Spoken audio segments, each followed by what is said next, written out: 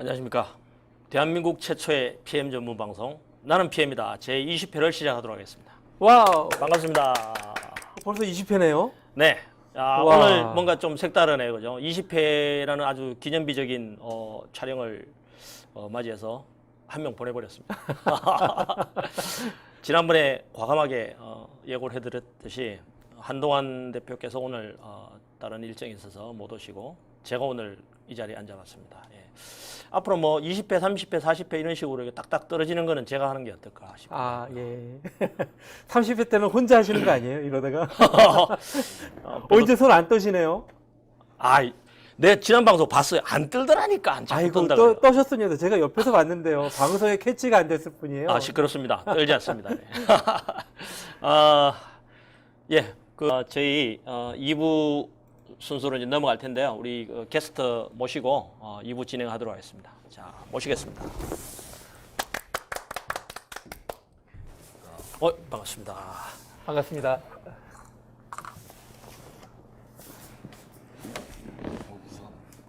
네, 푹 꺼져요.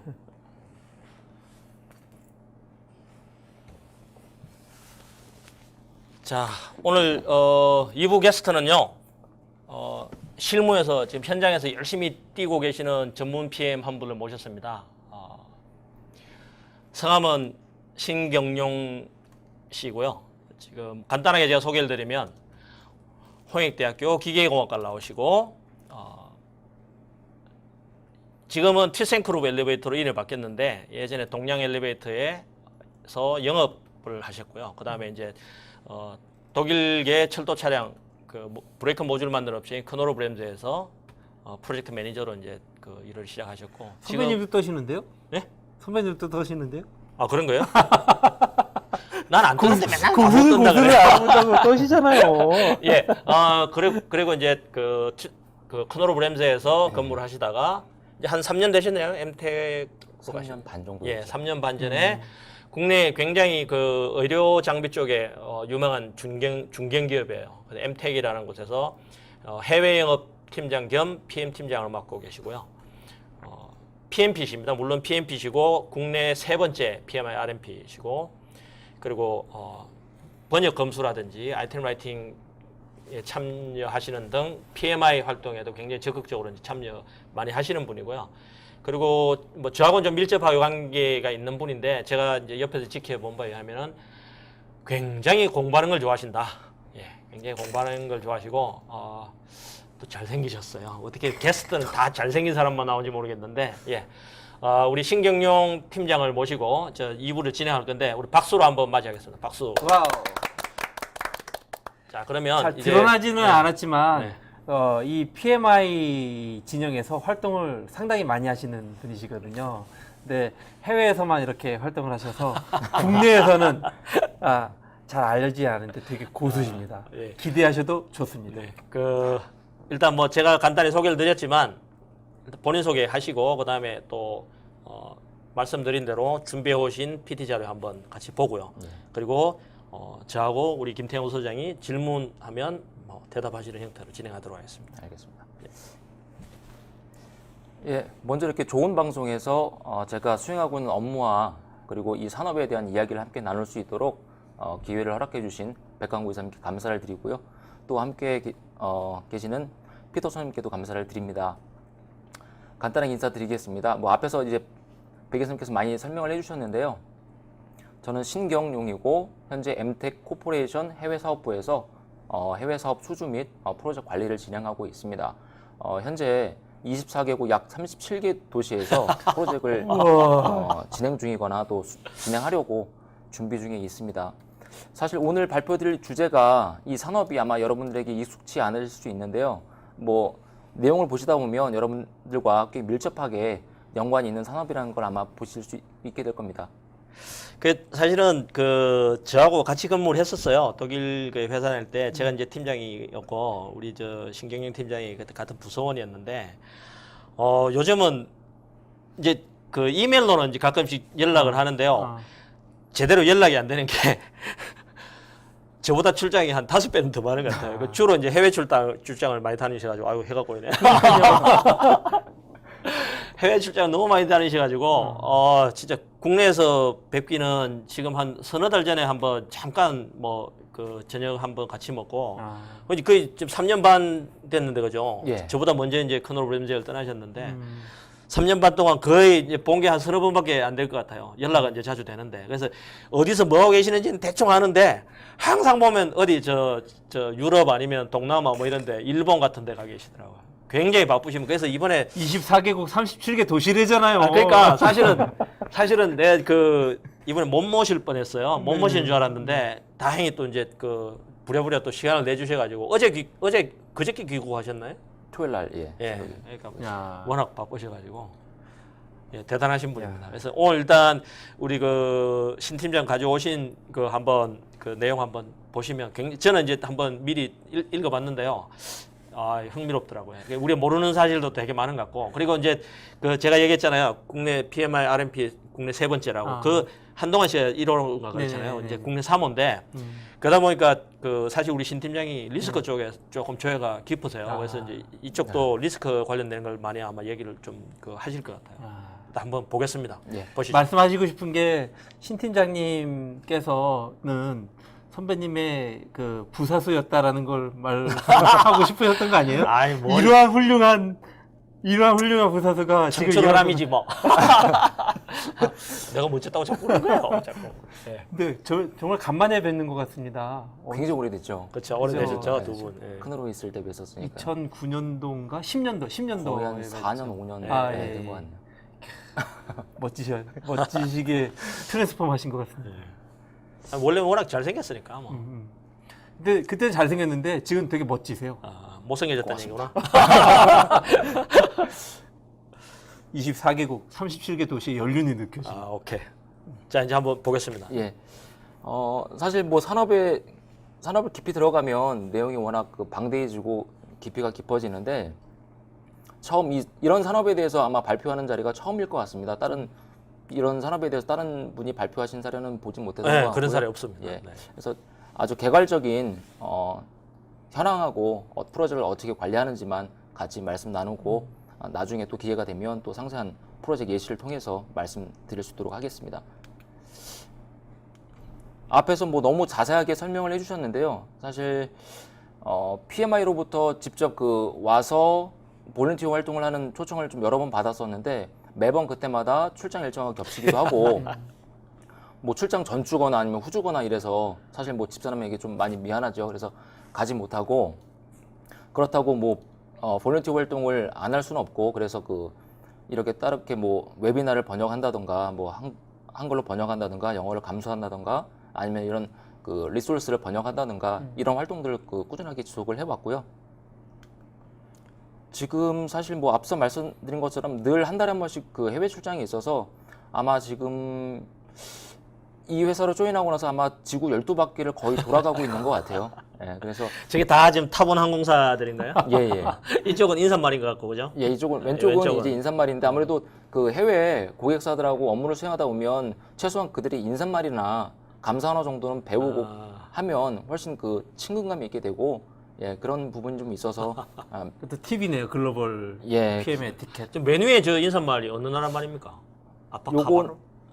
그런 뉘앙스를 하시면 안 되고요. 아빠 까바르 이렇게 하셔야 되는데 요거는 인도네시아 예, 안녕하세요라는 인사말이고요. 그 아래는 진도브레 요거는 이제 폴란드 인사말이고 그 아래 이제 도브레라노 이거는 슬로바키아 인사말입니다. 예, 이런 인사말로 되어 있고요. 선배님 비교 된다. 전 선배님이 청출어람이라고 했잖아. 인진 줄 알았어요. 청출어람이라고 비교가 했잖아. 되네. 왜 이러세요? 지금 저희 산업을 살펴보기에 앞서서 피터 드러커께서 하셨던 말씀 한번 보려고 하는데요. 피터 김은 아니네. 예, 그러게요.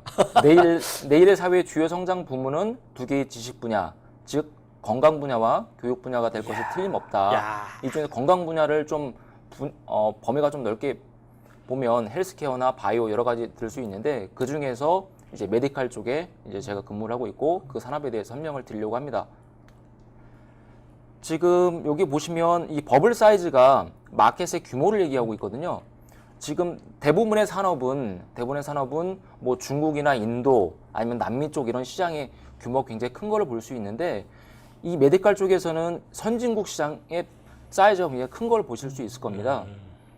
그 이유는 이미 이런 뭐 중국이나 인도 이런 개도국에서는 저가형 제품들이 들어가고 있고요. 그리고 선진 시장에서는 고가의 프리미엄 제품들이 이제 나가고 있고 소득 수준이 높다 보니까 어떤 질병을 예방하기 위한 그런 진단 장비들, 진단 그런 설비들이 들어가고 있기 때문에 그게 훨씬 더 고가거든요. 그래서 이 마켓 사이즈가 크게 나와 있고 아래 보시는 그 가로막대기는 2002년에서 2009년까지의 그 연평균 성장률을 보여주고 있고요. 왼쪽은 이제 2009년부터 2016년까지 예상되는 그 마켓 성장률을 보여주고 있는데 지금 근데 프랑스하고 이탈리아, 스페인은 CAGR이 양쪽에 다 높은데도 불구하고 마켓 사이즈는 여전히 좀 작네, 그죠? 사실 이게 그 인구와도 좀 밀접한 관계가 있겠죠. 아무래도. 예. 그럴 수 있겠다. 그래서 지금 현재는 뭐 세계 첫 번째 인구 국가인 중국하고 인디아가 저렇게 버블 사이즈가 굉장히 작지만 소득 수준이 점점 올라갈수록 아마 저 버블 사이즈가 엄청나게 커질 것으로 지금 예측을 하고 있습니다. 재팬이 꽤 크네요. 일본 시장은 뭐 인구도 많을 뿐더러 그래도 고령화 사회라고 예, 하죠. 고령화 사회이기 때문에 그 노인들한테 많이 들어갈 거니까. 일회용품에 대한 그 의료용품에 대한 그 마켓 디맨드가 굉장히 높습니다. 영어로 편하게 영어로 하셔도 상관없습니다. 인터내셔널 방송이기 때문에. 요즘 한국말에 더 꼬이네요. 지금 보시면 2009년부터 2016년까지 마켓이 11% 증가할 거로 예상이 되고 예측을 했었는데 실제 이 예측대로 지금 가고 있고요. 지금 전체 월드마켓 얘기하는 예, 거죠? 월드마켓을 얘기하는 거고 그 마켓의 규모가 370억 달러, 뭐 하나로 한 43조 정도 되죠. 네네네. 결코 작지 않은 단순히 그 메디칼 디바이스 쪽에 한정해서 한 부분이지만 굉장히 큰 시장은 분명하고요. 요걸 좀 더 자세히 살펴보시면 이렇게 각 항목별로 나눌 수 있는데요. 첫 번째 일회용 용품들하고 두 번째 뭐 주사기나 바늘 이런 부분들이 2009년에 뭐 77억 달러, 뭐 44억 달러에서 점점 이렇게 2016년에는 많이 증가하고 평균 성장률 또한 다른 세그먼트에 비해서 굉장히 높은 걸 보실 수 있습니다. 이 자료 되게 고급 자료인 것 같은데요. 굉장히 비싼 자료를 예, 예. 맞습니다. 실제 비싼 자료입니다 이게. 네, 예. 그럴 것 같습니다. 예. 고맙습니다. 공짜로 보여줘서. 지금 보시면 아까 그 백교사님 말씀하셨는데 그 일본처럼 평균 수명이 길수록 그 마켓 수요가 좀 늘어나겠죠. 그래서 1970년도에는 태어날 때 56세의 기대 수명을 갖고 태어났지만 지금 현 시점에는 70세가 넘어섰고요.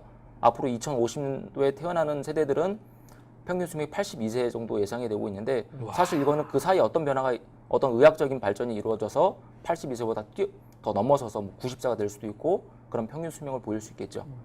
이런 이유들 때문에 점점 이 메디칼 쪽에 대한 시장은 커질 수밖에 없다라는 거죠.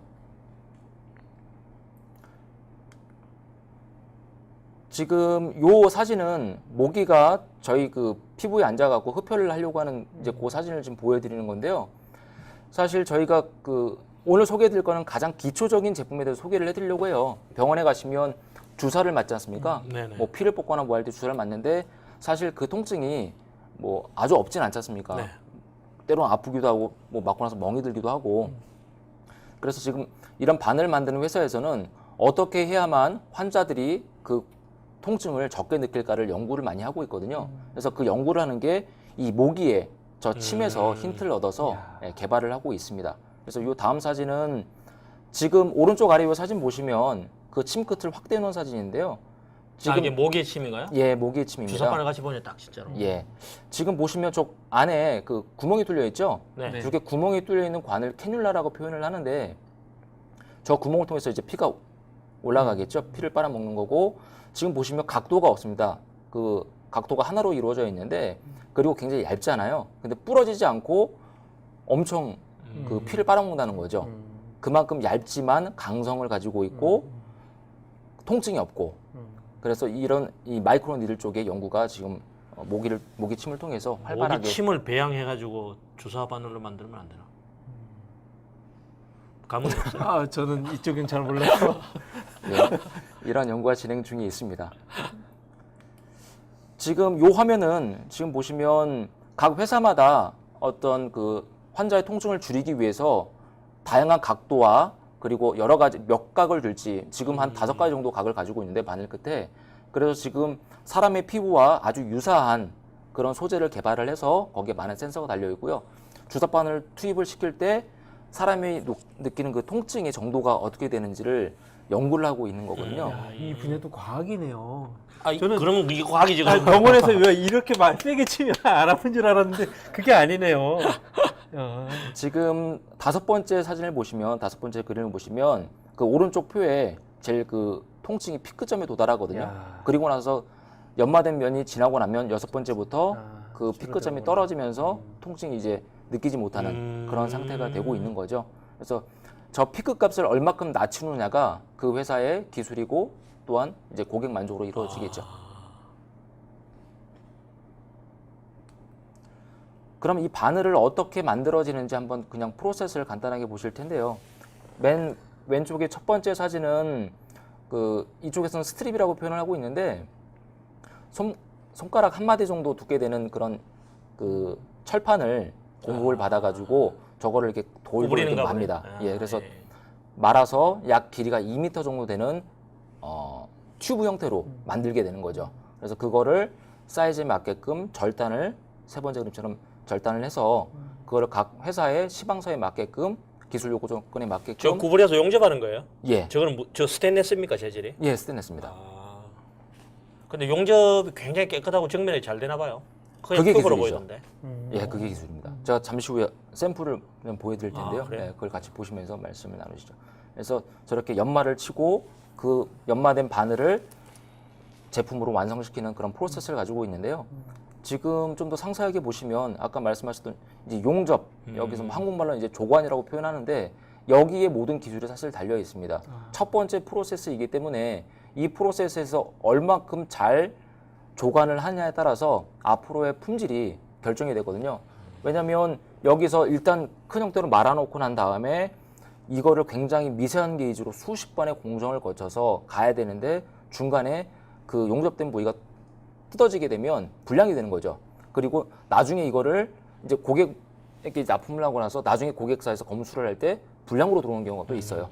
그런 부분 아니면 실제 저희가 뭐 병원에 납품을 하고 병원에서 하다가 약물이 새는 불량도 발생할 수 있겠죠. 그래서 첫 번째 공정이 굉장히 중요하고 많은 기술이 달려 있습니다. 큐브로 만든다고 조관이구나. 예.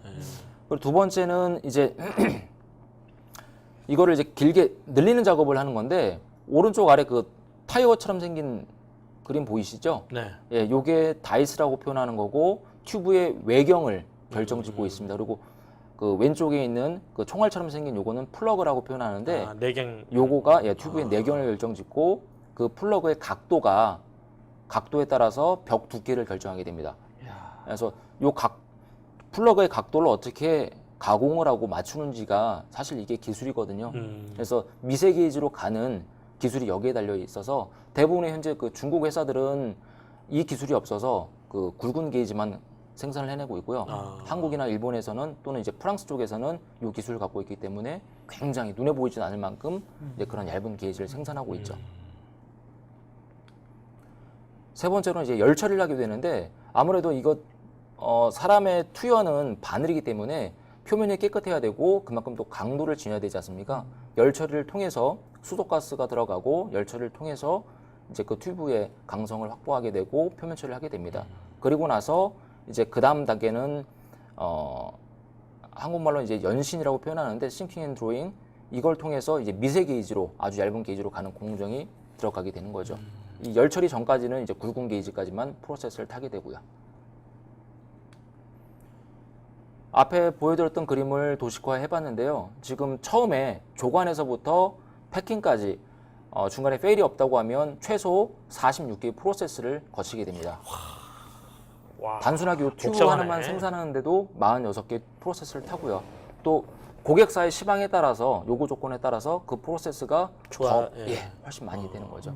그래서 요즘에는 고객사가 요구하는 추가 사항은 뭐 어떤 게 있으면 예를 들면 뭐 그 열처리 방법을 달리한다든가 아니면은 뭐 위생 뭐 이런 그런 걸 추구한다든가 그런 거예요? 뭐 세척을 한 번 더 해달라거나 아니면은 그 벽 두께가 사실 이것도 ISO 규정에 그 범위가 규정이 되어 있는데 그걸 넘어서서 자체 개발한 사이즈가 있지 않습니까? 그러면 그런 요구 조건을 갖고 오는 거죠. 그러면 그걸 맞추기 위해서는 프로세스를 한 번 더 태워야 되는 그런 상황이 발생을 하게 됩니다. 근데 그런 게 만약에 그 계약 전에 그런 요구사항이 문서화되지 않으면은 나중에 또 스컵 추가되는 거라서 악유의 소지가 있겠네. 이쪽 부분은 명확하게 그걸 진행하고 있기 때문에 아, 그래요? 처음에 PO를 받을 때 그 공차가 정확하게 기재가 됩니다. 그 공차에 의해서 매니지먼트를 철저하게 하시는 확실하게. 예. 그렇지 않으면 이 소재가 굉장히 또 비싸고 오래 걸리는 프로세스이기 때문에 그런 부분을 서로 예. 아까 몰랐는데 중국엔 없으나 한국에는 있는. 예. 지금 요거는 이제 그런 튜브를 만들고 나서 각도를 치고 기계에서 이제 연마를 치고 나서 그 안에 불순물을 어떻게 제거하는지 이제 보여드리는 건데 사실 이게 설비에서 이루어지는 방법이고요. 이런 각도나 이런 거리, 앞 이런 것들이 결과적으로 설비의 노하우라고 볼 수 있습니다. 저게 특허일 것 같은데요. 저 공개해도 상관없나요? 사실 뭐 저런 단순한 그림들. 저거 굉장히 핵심적인 걸 그려준 것 같은데. 각도? 지금 아주 간단한 것만 뽑아낸 거기 때문에 예, 공유도 상관없습니다. 지금 이제 이 바늘인데 연마를 치고 나서 그 팁 끝부분이 어떤 형상에 따라서 불량이냐 아니냐 그리고 또 저희가 주사를 맞을 때 통증을 어떻게 느끼냐 또 달라지는데요. 애써 가공을 하고 났는데 저는 팁 부분이 손상돼 있다고 하면 결국 불량이 되는 거죠. 그래서 불량의 기준을 앞으로 보실 텐데 앞으로 구부러져 있거나 또 뒤로 제껴져 있거나 이런 불량이 있고요. 그리고 표면이 거칠거칠하게 되는 이런 불량들이 나오게 됩니다. 저건 눈으로 보이지 않을 것 같은데 저걸 예. 기계를 써야겠네요. 예, 기계로 검증을 이게 좀 하고 뭐 있습니다. 광학현명으로 확대인 것 같은데. 예. 이 부분은 연마된 부분에 아. 저렇게 이제 버 같은 게 지금 생긴 거고요. 그럼 이제 디버링을 무슨 장비로 디버링을 하는 겁니까? 앞에 보여드렸던 이제 그런 장비가 있고 아니 그리고 그게 예를 들어서 공기로 쏘는 건지 아니면은 뭐 그 샌딩을 물하고 치는 건지. 예, 그 샌딩을 물 가지고 하거나 하는 아니면 비즈를 가지고 아. 하고 그런 다음에 그거는 이제 기초적인 이제 공정이고요. 그런 다음에 그 전해질로 이제 그거를 처리하게 됩니다. 이렇게 한쪽 면이 각도가 죽거나 또는 이렇게 내부가 막히거나 표면이 손상되거나 이런 불량들이 발생을 하게 되는데 지금 불량을 보셨는데 그러면 무엇이 정품이냐 한번 보셔야 될 것 같은데요. 네. 이런 게 지금 이제 정품이죠. 그래서 최소한 이런 정도의 바늘을 가진 주사기로 맞아야만 통증이 예, 적겠죠. 그러면은 그 주사 맞을 때 남들보다 더 아픈 거는 간호사가 약간 그 실력이 떨어질 수도 있지만 주사기 문제일 수도 있네 그죠? 간호사만 무조건 뭘 할 건 못 되네. 그렇죠. 이제 뒤에 그 사례를 한번 설명을 다음에 해드리겠습니다. 병원 가면 주사 어디 거 쓰세요? 이걸 물어봐요. 주사기 이 제품 쓰시는 건가요? 이걸 물어보는 건가요? 야. 사실 저희가 그 뭐 감기 걸려 동네 병원에 가면 그 주사실이 따로 있지 않습니까? 네네. 들어가면 그 저는 항상 주사를 맞을 때 그 주사통을 이렇게 딱 보거든요. 그런데 원래 이게 사람 몸 안에 들어가기 때문에 멸균 처리가 되어 있어요. 예. 개별 제품이 멸균 처리가 되어 있는데 이거를 사실은 현장에 계신 분들은 사실 바쁘지 않습니까? 그러니까 이걸 다 뜯어놓는 거죠. 그럼 이렇게 쌓여 있어요 주사기가. 뜯어진 채로 이렇게 예. 물론 일회용으로 쓰긴 하지만 그렇죠. 그럼 거기에 먼지 들어갈 수 있고 불순물 들어갈 수도 있고. 맞아. 저는 병원에도 병균 오죽 많아요. 예. 그래서 사실은 그게 안 되는데 나중에 그런 것들 한번 살펴보시고 혹시 주사 맞을 때 그 간호사분에게 한번 이렇게 조언을 해주셔도 될 것 같습니다. 다음엔 저에게 맞는 주사기를 갖고 가야겠네요. 이걸로 하시면 그렇게. 야 그렇구나. 이런 제품들이 생산되기 위해서 이제 단순히 바늘만 가공한 것이 아니고 이것이 이제 이런 허브 제품에 결합이 돼서 완제품으로 나오게 되는데요. 기기에서 수많은 검증을 하게 됩니다. 그걸 저희가 챌린지 테스트라고 표현을 하고 있고요. 왼쪽 사진을 보시면 이렇게 파란색으로 마크된 제품을 보실 수 있을 텐데요. 네. 이게 고객사에서 그 불량 제품을 일부러 만들어 놓은 겁니다. 검출되는지. 예, 그렇죠. 고객사의 크리테리아에 벗어나는 제품들을 일부러 만들어 놓은 거고 이걸 계속 태워서 설비에서 그걸 검증해 내는지를 집중적으로 이벨루에이션 하게 되는 거죠. 그래서 오른쪽 사진은 이제 그걸 카메라로 검진하는 걸 지금 보여주고 있고요. 전수 검사를 하는 거예요. 결국에 전수 검사네요. 예, 모든 것이 전수 검사를 하는 거예요. 이런 아이템은 100% 전수검사. 자동차에도 보면은 그런 거 아닌데도 전수검사하는 품목들 많아요. 이건 당연히 전수검사해야지. 그래서 본드량은 왜 중요하냐면 바늘이 뽑힐 수가 있지 않습니까? 그래서 적절한 그 풀링 그 포스를 가지기 위해서 본드량 검사를 하고 있고요. 그리고 바늘이 가끔 조립될 때 거꾸로 조립되는 경우가 있어요. 그런 경우가 있고, 그리고 바늘이 또 휜다든가 아니면 팁 부분이 데미지를 입어서 하는 건데, 이제 보통 워낙에 미세하고 그 팁 부분을 봐야 되기 때문에, 그리고 너무 빨리 지나가거든요. 그러면 이거를 검지하는 게 사실은 굉장히 어려워요. 그래서 설비의 안정화도 가져와야 되고, 그래서 보통 0.03mm 정도가 허용 기준입니다. 그래서 카메라로 0.03까지는 잡아내고 있고요. 그 이상 되는 거는 이제 대부분 다 걸러내고 있습니다. 그래서 여기는 실제 어떻게 됐는지, 사실 앞에서 고객사에서 만들어 놓은 제품이 양품으로 빠져나간 거예요. 설비 검증을 할 때. 그래서 이거 뭔가 이상하다. 그래서 같이 이제 품질 QC팀으로 넘어가서 측정을 한 값인데, 지금 보시면 걸러져야 될 제품들이 뭐 대다수 나와 있고, 오른쪽 가운데는 0.03mm인데 요거까지는 이제 허용이 되는 거죠. 나머지는 이제 불량인데 설비에서 검증하지 못하고 양품이 뽑아냈던 거를 나중에는 이제 다 잡아내게 됐죠.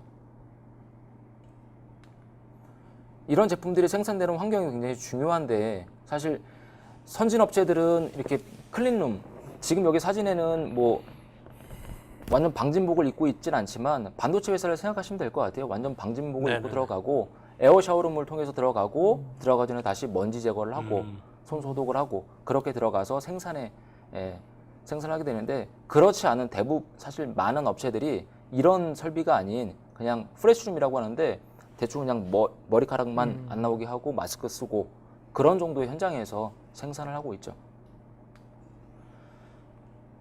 이쪽 부분은 사람과 직접적인 연관이 있기 때문에 품질 관리보다는 리스크 관리 쪽에 더 많은 관심을 기울이고 관리를 하게 되는데요. 네.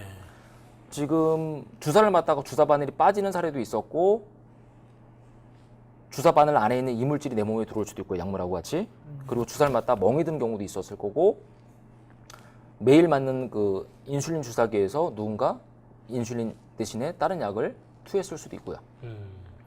이런 리스크들이 있습니다. 그래서 실질적으로 바늘이 빠진 사례가 사실 있었는데요. 요즘에는 많이 일어나고 있지는 않지만, 예전에 지방의 한 병원에서 주사를 맞다가 주사 바늘이 빠진 거예요.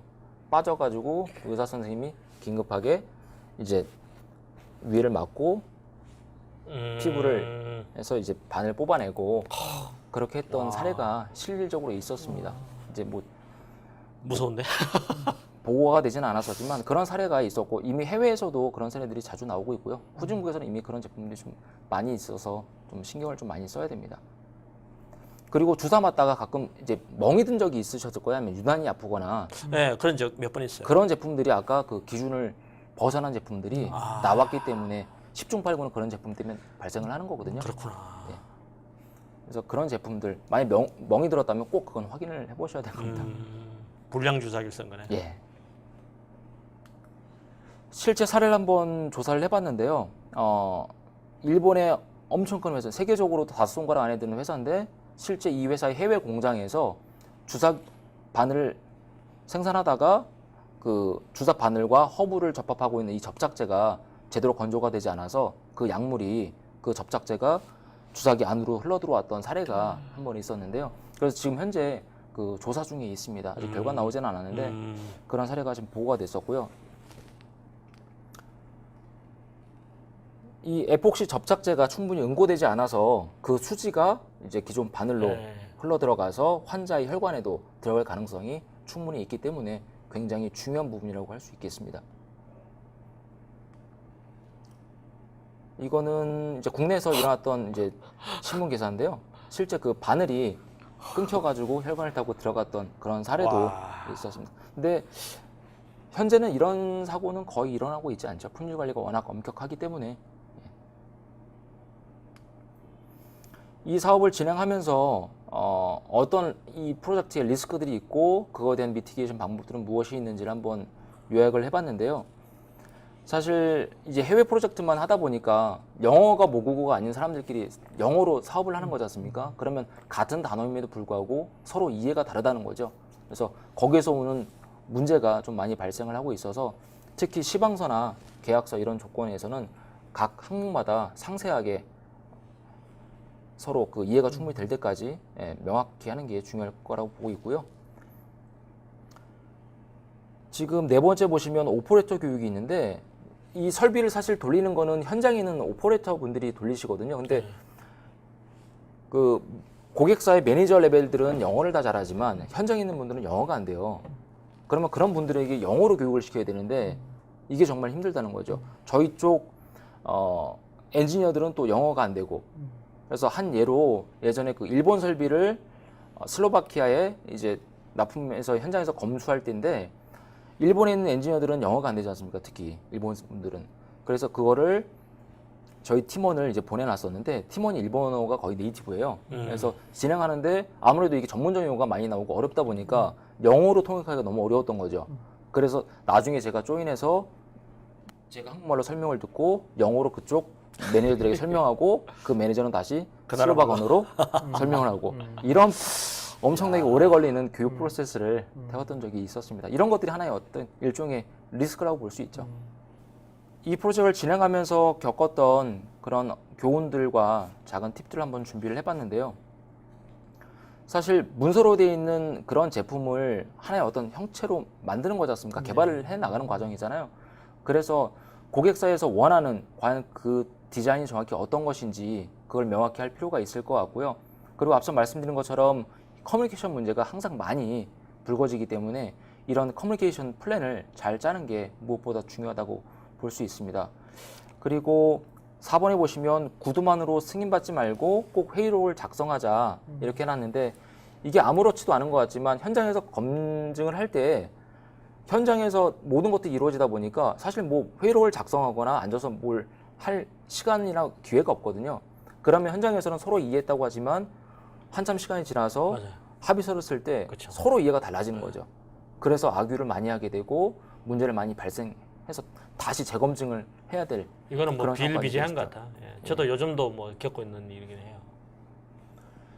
그리고 또 하나는 문화와 종교를 이해하는 건데 사실 워낙에 다양한 야, 종교까지 인종과 있네. 종교를 이해해야 되는데 한 예를 들면 인도네시아에서 프로젝트를 진행할 때 인도네시아 국민의 대부분은 무슬림이지 않습니까? 그러면 정해진 시간이 있어요. 하다 보면 매 시간마다 이렇게 종이 울려요. 아, 기도하는 시간? 기도라 딱 가는 거죠. 그럼 프로젝트를 한참 막 회의하고 막 검증하고 있는데 딱 놔두고 이제 기도하러 가야 된다는 거죠. 무슨 소리 하고 있냐? 지금 중요한데 우리는 지금 귀국해야 될 일정이 다가오고 있는데 일정이 안 되는 거죠. 그런데도 기도를 해야 된다는 거죠. 그러니까 이런 부분들을 충분히 이해하지 못하고 일정 관리를 제대로 못하면 나중에 낭패 보기 십상이다는 거죠. 특히 뭐 인도 이런 시장이 더 뭐 이런 상황들이 많이 발생을 하고 있고요. 나중에 저 오븐에 관련돼선 그 책을 하나 쓰시는 게 좋을 것 같은데요. 정리 중입니다. 야, 역시. 예. 그리고 마지막으로는 사실 뭐 7번하고 8번을 좀 더 설명을 드리면 도면 관리를 제대로 하기인데 이게 또 쉬운 부분인데 굉장히 또 현장에서 어렵거든요.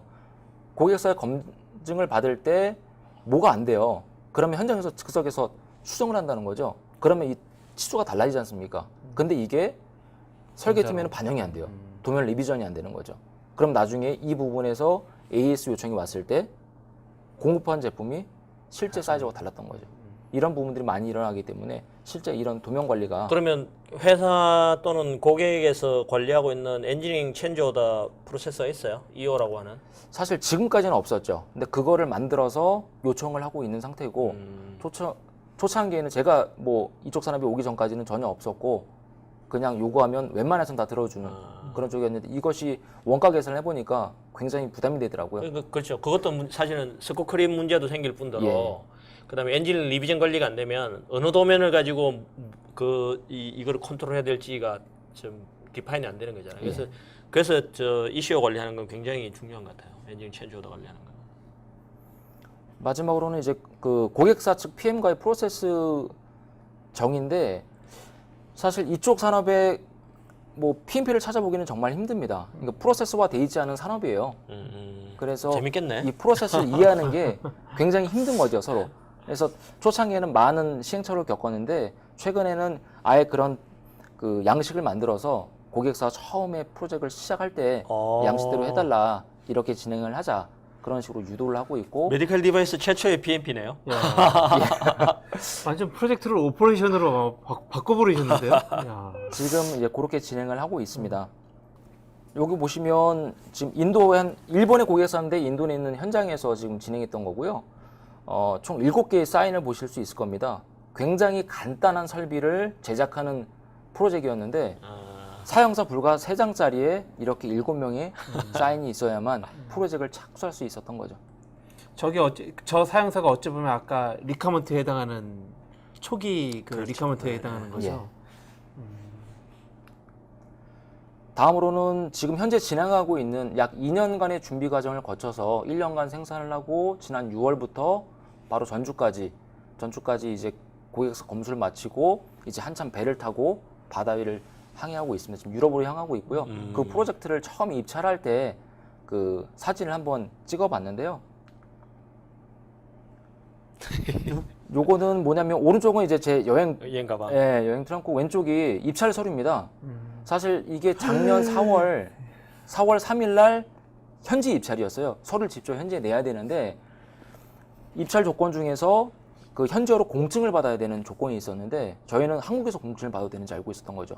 그 조항을 제대로 해석을 못해서 그러다가 불과 입찰 일주일 전에 공증을 현지에서 받아야 된다는 조항을 발견하고 모든 서류를 들고 바로 그 전주 바로 그날이 수요일이었으면 일요일 날 새벽 비행기를 타고 이제 체코에 넘어가서 체코로 가는 이제 기차 안에서 한 장 찍은 거고요.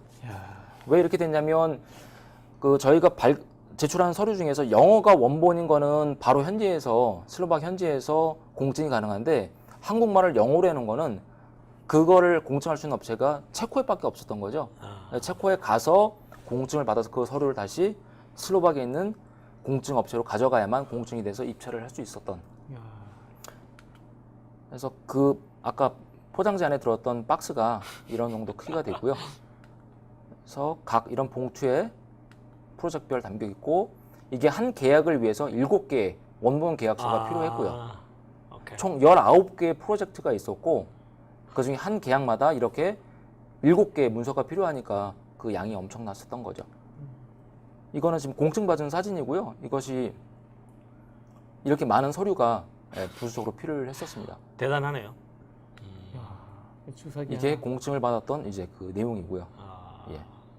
그래서 이렇게 하고 나서 현지 시간으로 4월 3일 날 오전 10시에 이제 이 서류를 다 제출했다는 서명을 받고 그 갖고 왔던 이거를 정말 그 허물벗듯 벗어서 사진 한 장을 찍었습니다. 이거를 구겨가지고 거기 현지 있는 쓰레기통에 딱 버리고 왔습니다.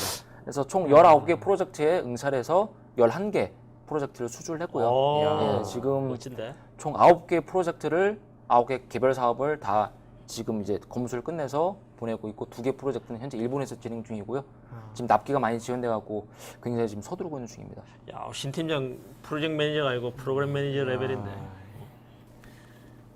요거는 간단하게 보시면 지금 이 영화를 보신 분들도 계실 거고 안 보신 분들도 계실 텐데요. 범죄와의 전쟁, 나쁜 놈들 전성시대 중 일부를 발췌한 건데 마동석 씨가 역할했던 이 역할이 태권도 관장이었거든요. 관장은 뭐냐면 운동을 제대로 배운 거지 않습니까? 그리고 겨루기를 하면 제대로 프로세스로 하잖아요. 하지만 무대포로 덤비면. 무대포로 덤비면 프로세스가 필요 없는 거죠.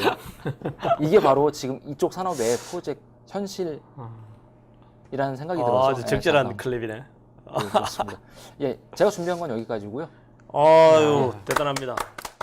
야, 이 설명 들으면서 자료를 보니까 정말 흥미진진하네요. 자, 그러면 물 한 모금 드세요. 목마를 텐데. 예, 알겠습니다. 그 뭐예요, 가져온 거? 아까 샘플 보여줬다는 예, 거? 샘플을 준비를 했고요.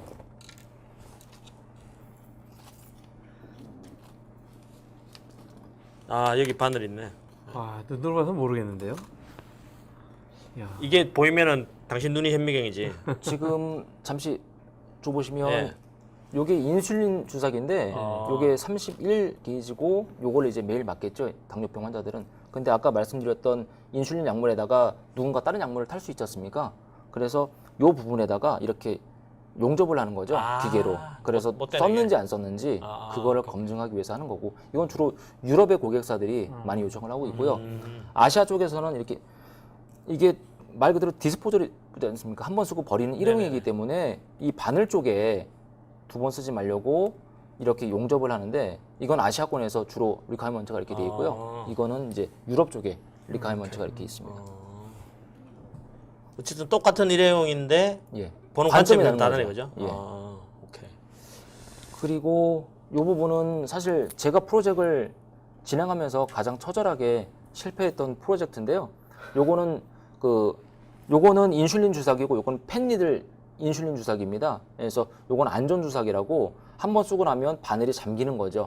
튀어나오지 않아서 2차 감염을 막도록 그렇게 되어 있는데 여기 보시면 하나는 고객사에서 패스한 양품이고요. 하나는 NG인데 어떤 건지 한번 보시겠어요?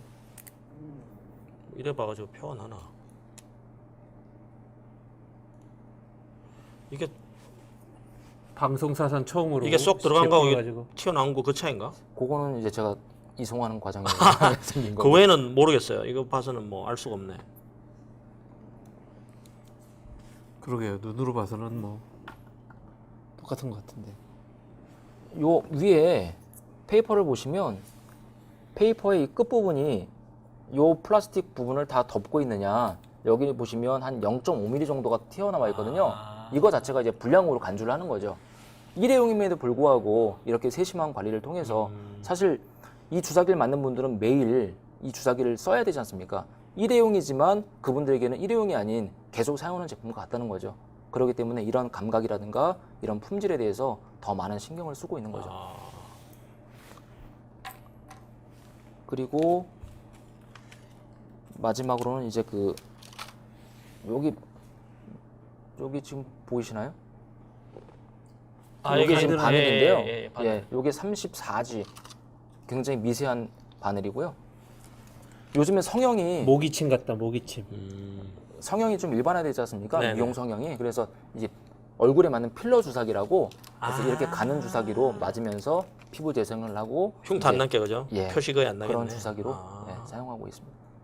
이 G라는 거는 단위가 뭐예요? 게이지인데 이제 거기서 34G라고 하면 거기 해당하는 내경과 외경과 내경의 사이즈가 정해져 있죠. 예. 24개국 37개 도시가 아니라 한 150개국 300개 도시는 돌아다니시겠는데요. 자, 오늘 굉장히 흥미로운 내용 잘 봤습니다. 잘 봤고 이제 시간이 뭐 한 17분 정도 17분 정도 남았는데 우리 김태형 소장하고 저하고 이제 아마 전부 다 여쭤보기엔 시간이 좀 부족할 것 같고 우선 우리 김 소장부터 궁금한 거 있으면 한번 질문을 좀 하시죠. 실제 프로젝트를 함에 있어서 경험과 실무의 차이가 있을 거 아니에요. 예. 이런 자격증 제도라는 게 실제 실무에 많이 도움이 됐는지가 궁금하고, 그럼 도움이 된 게 어떻게 어떤 이론 체계나, 그러니까 이제 부사수도 계실 텐데 어떻게 이렇게 지식을 전수해주고 계신지가 궁금합니다. 사실 뭐 자격증이란 그 자체가 실무에 도움되기보다는 자격증을 따기 위한 과정과 학습을 해야 되지 않습니까? 교육을 받고 학습을 해야 되고 그 자격을 유지하기 위해서 계속 공부를 해야 되지 않습니까? PMP라는 게 그런 과정들이 실제 업무에 많은 도움이 되고 있고요. 사실 뭐 저희가 학교에서 사치현상을 배우거나 아니면 뭐 미적분을 배울 때 이게 과연 사회에서 어떻게 쓰일지 모르지 않습니까?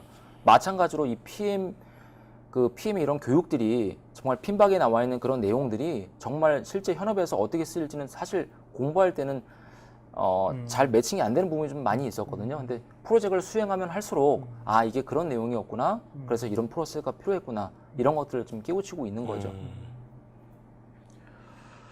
지금 뭐 전 세계를 누비면서 사업을 하고 있는데 지금 사실은 뭐 여러 가지 어려움이 있겠지만 제일 어렵고 그다음에 또 고객도 국가별로 좀 특성이 다를 거 아니에요. 예. 제일 까다로운 고객은 또 어느 나라 또는 어느 산업 아니 어느 회사 고객인지 가장 어려운 점은 또 뭔지. 사실 고객은 누구나 다 까다롭고 어렵다라고 생각을 하고 있거든요. 네. 뭐 쉬운 고객은 없다라는 생각을 하고 있는데 사실 그 중에서는 제일 까다로운 고객은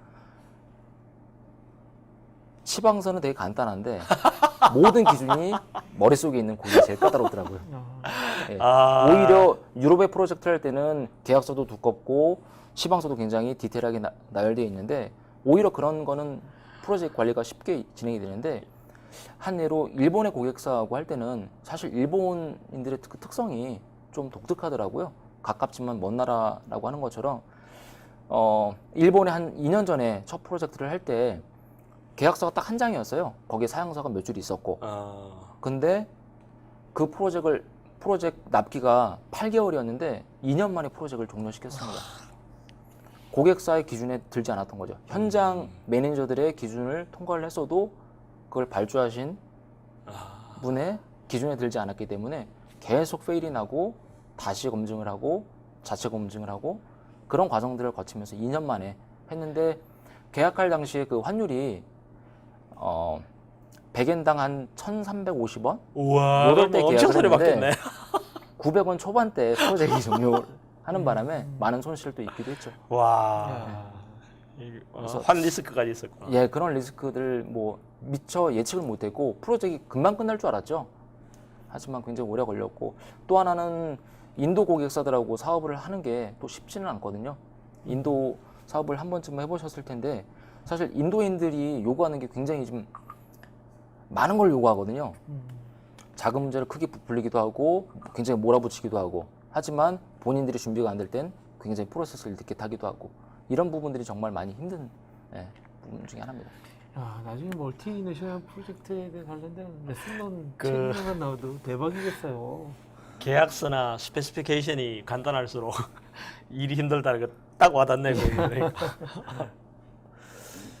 글로벌 프로젝트하고 국내 프로젝트도 많이 이행하셨을 텐데 예. 이렇게 큰 차이가 있다라면 뭐가 있을까요? 사실 제가 느끼는 거는 큰 차이는 만약에 프로세스로 진행한다고 하면 서로 약속된 프로세스대로 진행을 한다고 하면 차이는 없다라고 보여지는데 오히려 어떤 면에서는 국내 프로젝트는 같은 사람들끼리 이해관계가 있지 않습니까? 뭐 프로세스를 뭐 이행하고 나서 다 끝나고 그다음 프로세스 넘어가기보다 서로 일단 진행을 하고 나서 그다음 문제를 푸는 경우가 많이 있지 않습니까? 네. 근데 글로벌 프로젝트는 사실 그런 관계보다는 프로세스에 의해서 다음 단계로 넘어가고 하지만 어떤 뭐 계약의 조건을 변경한다든가 제품 사양의 조건을 변경할 때 서로 이해만 되면 오히려 그 변경이 쉽게 이루어지는 건 또 하나의 장점이기도 하고요. 실제 뭐 그러니까 방송 들으시는 분도 이제 프로젝트에 관심 있는 분이 많으실 텐데 각 그 PM 하시는 분마다 나름대로의 성공 노하우가 있더라고요. 팀장님의 성공 노하우, 그러니까 PM복 그만큼 많은 지식 영역이나 그 리스크 영역 중에 이렇게 하면 그래도 성공 확률이 높아지더라라는 거 한 3가지가 있다라면 뭐가 있을까요? 일단 제가 느낀 거는 저는 커뮤니케이션이 가장 중요하다고 생각을 하고 있거든요. 사실 누구와 하든 어떤 프로젝트를 하든 어느 지역에서 사업을 하든 커뮤니케이션. 하지만 커뮤니케이션보다 하나 더 추가를 하면 온타임 커뮤니케이션. 때에 맞는 커뮤니케이션이 가장 중요하다. 사실 뭐 국내 사업이든 뭐 글로벌 프로젝트이든 의사소통의 문제 또 뒤늦은 어떤 의사소통의 문제 이런 것들 때문에 문제가 커지거나 네. 프로젝트가 실패하거나 이런 경우를 좀 많이 경험을 했었는데요. 때에 맞는 그 의사소통이 무엇보다 중요하지 않을까라고 생각을 하고 있고 워낙 다양한 이해관계자가 지금 한 프로젝트에 인볼브가 되기 때문에 그런 이해관계자들의 특성을 파악하고 그들의 기대치를 명확하게 파악하는 게 무엇보다 중요하다라고 생각이 들고요. 마지막으로는 좀 다른 접근일 수 있는데 저는 개인적으로 이 프로젝트를 하나의 어떤 유기체로 생각을 하고 있거든요. 그래서 저희가 뭐 차가 있으면 운전을 하고 나서 목적지에 도착하고 나서 수고했다. 차에게 말이 걸기도 하지 않습니까? 저는 그런 것처럼 이 프로젝트가 정말 관심과 애정을 가지고 성장한다라고 생각을 해요. 아무것도 없는 이 좋은 종이 얘기네요. 한 장에서 이런 제품, 이런 설비로 고객의 요구 조건에 딱 맞는 제품으로 만들어가는 그 과정이 관심과 애정 속에서 만들어진다라고 생각하기 때문에 더 깊은 관심과 애정, 애착 그런 것이 아마 프로젝트 성공의 중요한 요인이 아닐까라고 생각합니다. 지금 사실 의료 장비 쪽은 지금 특히나 그 우리 뭐 국내 같은 경우 의료 장비 쪽에 그 PM 난리 측면에서 굉장히 좀 취약한 측면이 있잖아요. 예. 그런 면에서는 우리 신 팀장이 상당히 이제 선구자적인 그런 포지션을 잡은 것 같아요, 그죠? 살아있는, 그러니까 프로젝트를 살아있는 생명체의 비유라든가, 그러니까 고객의 기대치에 대해서 적시적인 소통에 대한 중요성을 언급해 주신 것 같습니다. 진짜 그러네요. 그 사실 뭐 우리 흔히 얘기하는 프로젝트 관리 지식 영역이라는 게 있는데 그 중에서 실무를 하면서 예. 내가 가장 중점을 두고 그 이 부분을 좀 매니지먼트 하겠다라고 하는 그런 분야 혹시 있어요? 사실 핀박에 나와 있는 그 지식 영역들이 뭐 아까도 말씀드렸지만 처음에는 제대로 이해를 못했었거든요. 그러니까 프로젝트를 경험하면서 그 지식 영역 중에서 한 가지라도 빠지면 정말 프로젝트가 제대로 수행이 안 되더라고요. 근데 모든 프로세스가 모든 지식 영역이 참 관심이 있고 중요하다고 생각하고 있는데 그 중에서 특히 이제 저희처럼 작은 조직에서는 인적 자원의 어떤 제약이 많이 따르지 않습니까? 네네. 그래서 인적 자원 관리가 무엇보다 중요하고요. 그 저희가 제품을 자체에서 개발하기도 하고 외주를 줘서 개발을 시키기도 하는데 그 외주 업체에도 이 인적 자원이 항상 제약이 따른다는 거죠. 그럼 그쪽에도 지나온 프로젝트가 있을 거고 저는 제 프로젝트를 성공을 시켜야 되고 그럼 거기에서 인적 자원을 관리하고 일정을 관리하고 이런 부분들이 항상 부딪히는 일들이라 항상 관심을 많이 가지고 이제 진행하고 있습니다. 발론티어 활동을 꽤 하시는데요. 왜 하시는 거예요? 뭐 번역이라든가 예. 이런 활동 상당히 많이 하시잖아요. 예. 네. 그러니까 그걸 하게 된 어떤 계기나 동기가 있을 것 같은데. 이제 업무가 너무 바쁘고 분주하게 지내지 않습니까? 뭐 공부할 기회도 사실 많이 없어지고 근데 이런 볼런티어 활동을 함으로 인해서 뭐 자기 만족도 되고요. 그리고 제가 경험했던 거를 간접적으로 또 드러낼 수 있고 그 볼런티어 활동을 하지만 그 안에서 제가 또 배운 부분이 많이 있거든요. 그러니까 그게 하나를 완성하고 나면 그 과정은 정말 힘들어서 다음에는 정말 안 해야겠다. 그런 생각이 드는데 그 다음엔 정말 또 그런 기회를 또 기다려지게 되고 이런 경우가 있는데 뭐 간단하게 하나 예를 좀 들어드리면 첫 번째 그 웹이나 번역을 할 텐데요. 한국말로 번역을 하고 영어가 이상해서 영어 감수까지 진행을 했는데 내일이 납기라고 하면 제출 납기였거든요. 네네. 그러면 오늘 인도로 가는 출장길이었어요. 인도까지 이제 9시간 걸리지 않습니까? 예. 가는 길에 또 PM이기 때문에 납기 늦으면 안 되잖아요. 그래갖고 가는 길에 9시간 내내 정말 그 번역 작업을 마무리하고 야, 대단하다. 호텔에 들어가자마자 켜서 제출하고 그렇게 놨더니 목이 아파가지고 출장 업무를 제대로 못한 경우가 있었습니다. 아, 대단하네요. 멋집니다. 예. 이게 근데 소명감, 예, 소명감. 예. 사실 뭐 약간 벗어난 얘기긴 한데 우리 아까 제가 처음에 말씀드렸잖아요. 신 팀장이 배우는 거 뭐 공부하는 거 엄청 좋아한다고. 예전에 저 같이 그 근무할 때 미국 공인회계사 시험도 일부 합격했었어요. 그러니까 조금만 더 했으면 최종 합격하는 건데 이직하면서 너무 바빠져가지고 지금 아마 못 하고 있죠. 이미 다 익스파이어 기존 됐어요? 끝났죠. 아, 예. 그때 이제 백 이사님이 마저 합격하고 이직을 해라라고 하셨었는데 가면은 시간이 있을 줄 알았어요. 시간이 없어갖고 다 이제 원점으로 네, 돌아갔죠. 그러니까 그 영업으로 출발해서 PM 하면서 그 와중에 또 그 크게 상관없어 보이는 공인회계사까지 독학으로 해가지고 그렇게 그 뭐 합격까지 전체 합격하려면 몇 개의 모듈이 남긴 했었지만 그 반 이상을 합격하셨던 분이에요. 그러니까 굉장히 노력하죠. 네, 그런 측면에서. 제가 예전에 잠시 봤는데 그 성실함이란 이루 그 지금 뭐 여러 가지 에피소드가 있잖아요. 일하면서 그죠. 근데 좀 그 뭐 인간적인 이런 에피소드도 있겠지만 PM 프로젝트 관리자 입장에서 봤을 때 가장 기억에 남는 에피소드 뭐 있을까요? 사실 정말 많은 에피소드를 가지고 있는데요. 성공한 프로젝트를 통해서 배우기보다는 실패한 프로젝트를 통해서 배운 경험이 좀 많이 있는데 제가 이 프로젝트 때문에 백 이사님께 여러 번 말씀을 드렸었을 거예요. 그 폴란드에서 진행했던 이제 하나의 개발 프로젝트였는데 아까 보여드렸던 이 제품이 그 프로젝트였거든요. 이게 이런 제품도 처음 개발을 하고 이런 컨셉을 처음 적용하면서 했는데 고객 시방서를 명확하게 이해하지 못했기 때문에 단 한 줄의 문구 때문에 굉장히 많은 원가가 깨졌고 많은 프로젝트 딜레이를 가져왔고 많은 사람들의 어떤 좌절감을 가져왔던 그런 프로젝트인데요. 사실 이 고객사하고 약 5년 전에 비슷한 설비를 진행한 경험이 있었어요. 근데 그때는 사실 폴란드가 유럽의 일부분이지 않습니까? EU 국가인데 그때만 해도 어떤 안전에 대한 기준이 명확지 않았었거든요. 그래서 그 부분을 패스시키고 납품을 했었던 거죠. 근데 그 경험만 가지고 그 히스토리만 가지고 똑같은 문양이 들어가 있는데 그거를 그냥 쉽게 생각한 거죠. 안전 조건에 충족해야 한다. 머스트라는 조건이 들어가 있었거든요.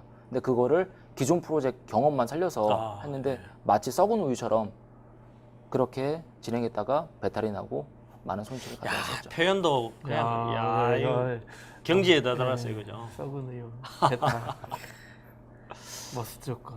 야, 저도 써먹어야겠어요. 네, 저는 궁금한 게 이따가 호프 마시면서 호프 한잔 하면 좋은데 제가 또 회의가 있어가지고 그러세요? 이런 어떻게 해야 되나 이거.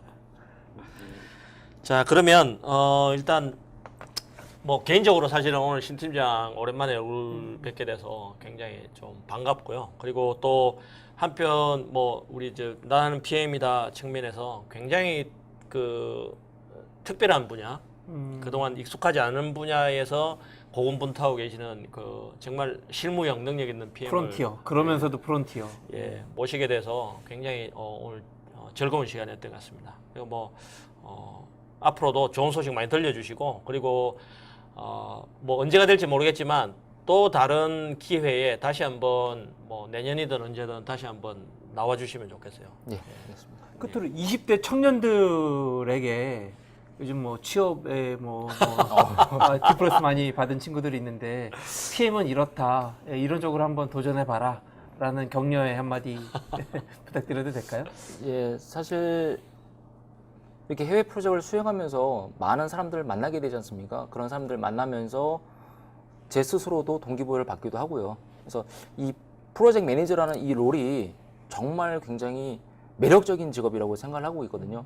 사실 제가 첫 출발은 영업에서 출발을 했는데 백 이사님을 만나면서 뭐 영업이었지만 이제 프로젝트 관리가 주된 업무를 했었는데 그 깊이가 없이 업무를 수행하다가 백 이사님하고 같이 한 팀이 되면서 프로젝트 매니저 또 프로젝트 매니지먼트에 대한 깊이 있는 교육을 받고 그 PMP를 따도록 추천받아서 따면서 무자격자에서 자격자로 유자격자로 바뀌면서 좀 더 깊이 있고 늘 이제 그 핀박에 있는 내용과 실 업무를 접목시키려고 많이 노력을 하고 있는데요. 그 지금 20대 여러분들도 아마 이런 쪽에 관심을 두고 그 업무를 생각하시고 아마 좀 경력을 고려하신다 그러면 무궁무진하게 본인의 능력을 펼치실 수 있을 거라고 생각을 하고 있고요. 뭐 한국뿐만 아니고 해외에 나가서도 통하는 게 이 프로젝트 매니저지 않습니까? 정말 프로세스화된 그 프로젝트 매니지먼트 롤을 가지고 할 수 있으면 세계 어느 곳에서도 통한다. 그렇기 때문에 기회는 많이 있으니까 많이들 관심 가지시고 노력하시면 될 것 같습니다. 오늘 멋진 말씀 감사합니다. 세계 어디서나. 자, 그러면 오늘 제20회 나는 PM이다 이것으로 마치도록 하겠습니다. 같이 고생해 주신 김태형 소장님 감사하고요. 그리고 오늘 특별히 바쁜 시간 쪽에서 나와주신 신경용 팀장께 감사를 드립니다. 감사합니다. 감사합니다. 마치겠습니다.